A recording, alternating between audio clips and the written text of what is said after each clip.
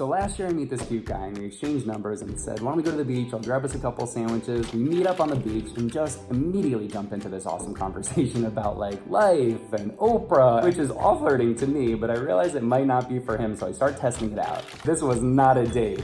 And so I realized, all right, this might not be love, but he got himself some free therapy, all for the cost of 2 sandwiches, and I also got an idea for a show. Okay, well, tell me what sandwiches you brought for us today, Andrew. So I brought a turkey ham sandwich. Why turkey ham? That's your favorite sandwich? It's the only deli meat I eat. Why? I eat like a 12-year-old. But it's 2 meats. Oh, yeah. Turkey ham. Yeah, because it's a free country. You can get what you want. So, well, listen, you brought the sandwiches, so I'm here to help you. I know that you're kind of going through some stuff. I know that this is kind of like a big turning point for you in a lot of ways, but like, you tell me, kind of like, how would you describe what you're going through right now? It feels like a roller coaster, that's for sure. I'm about to leave my job that I feel very confident at, and I'm very blessed to have it, and do my own thing, which is very scary. Yeah. And at the same time, making that transition into doing my own thing and really following my heart, I'm also, trying to figure things out in my personal life and with my relationship. So I'm finding it hard to balance the two. Yeah. And find a happy medium of like, okay, what at the end of the day is good for me. In relationships, I've just always put someone else first. So I'm kind of struggling to find the balance of happiness in the moment. Yeah, I think no matter what, that's always really challenging. And especially, you're one of my best friends, so I happen to know a little bit about you. But I love you. I know that for you, you have like this incredible heart. And you are always thinking about other people, and you're always thinking about kind of what others kind of need or expect or want from you in a way, because you're able to then show up for them in that way. But I've also kind of noticed that you've been at this point now in your life where you're starting to check in with yourself about some of the things that you need. I need to take time for myself, so I'm just really trying to find that balance, and I'm not doing it very well. I'm not doing it very well. It's so funny though, because I think like for us, when we're just kind of sorting through our own crap, it's really easy for us to think that everybody's seeing the mess that's behind the scenes, but a lot of times people don't, So I know that now for you, there's been so much movement in that way. You've been checking in with yourself, so can you just tell me like that? Tell me about that. How did you arrive there? I'm very in tune with my emotions, so I knew something was wrong. I knew something was off. I was like, this doesn't feel right. This doesn't feel, you don't feel like you. Like I'm going to work and I'm doing what I have to do and I'm coming home and I'm presenting myself as this person's boyfriend, but I'm like, you're not happy. So what do you need to do to make yourself happy? And this is kind of, again, where I have a huge struggle point, because I finally took that step and just kind of stopped everything. And I was like, I'm gonna step away from everything and really evaluate what's important to me. It was a conscious choice for you to, at the very least, take a step back to reevaluate some things. It was a very hard choice. It was one of the hardest choices I think I had to make, because I wasn't sure by moving out, it was my first time living alone. Yeah. So I'm like, can you support yourself? Yep. Do you know how to support yourself? If I walk away and get my own apartment, does that mean that this chapter with this person ends? Right. Is that door closing? Yep. Which is the scariest thought that you can have.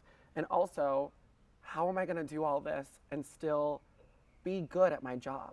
Yeah. The thing that, keeps me going every day. One of the things that defines vulnerability the most is having a sense that what's happening right now isn't working, but I don't know what will, and I'm not going to know until I take some step forward. And it's kind of like a blind leap, right? Because you don't know, but it's one of the biggest investments. It's one of the most important literal steps that we can take for ourselves, because it's an investment into ourselves. I don't know what's gonna happen, but I know this isn't working, and I need to challenge my own fears just to take a step in a direction where my heart is maybe pulling me to. Maybe it will bring me back to where I was, whether it's a relationship or whether it's some new job opportunity or whatever, but I don't know right now, but I'm willing to take a risk on myself.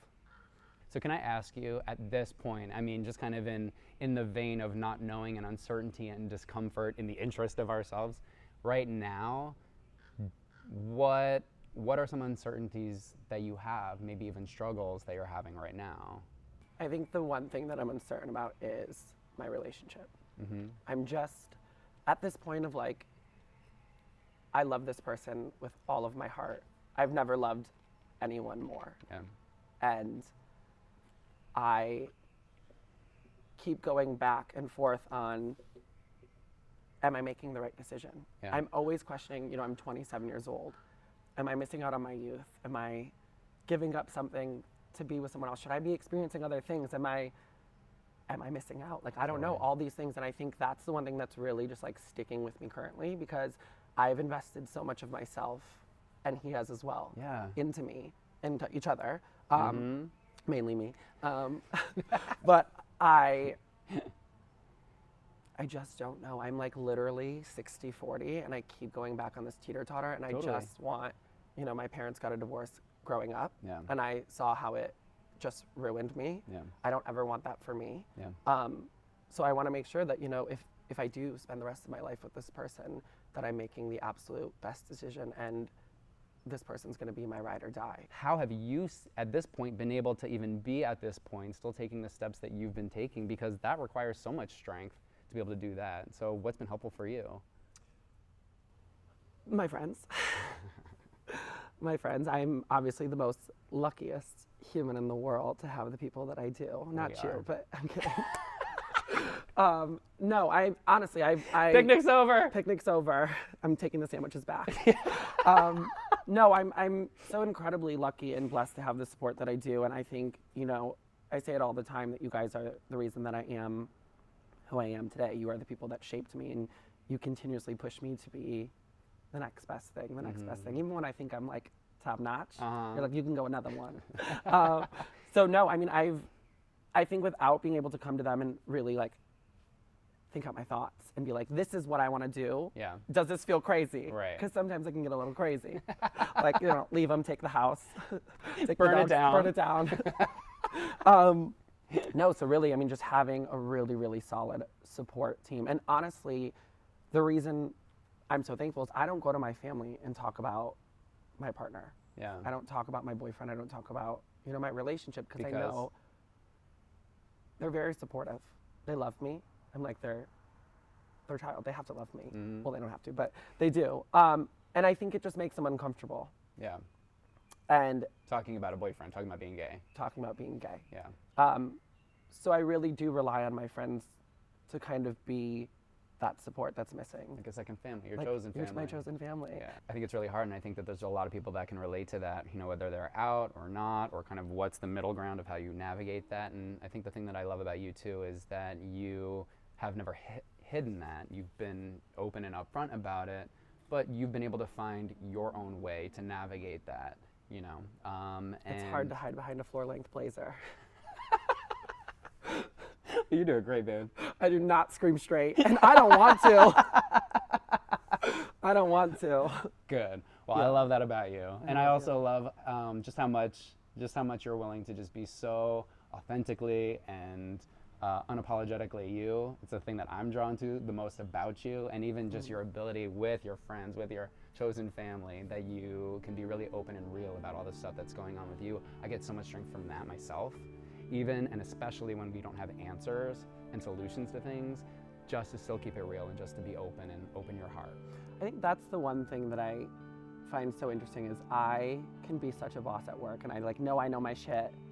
I got the answers, and then for the first time ever, this is my first serious relationship. Yeah. I don't have the answer. A lot of people in that situation kind of feel like everything's coming undone, when sometimes we have to have things come undone so we can be built back up even better and even stronger. But it requires us to just, kind of have to get comfortable with the discomfort of not knowing what the answers are. Yeah. What do you say we pull up one of your favorite songs and we dance it off a little bit? I'm ready. Yeah? I'm ready. Let's do it. Okay. I said I like it like that. I'm the district in the chain.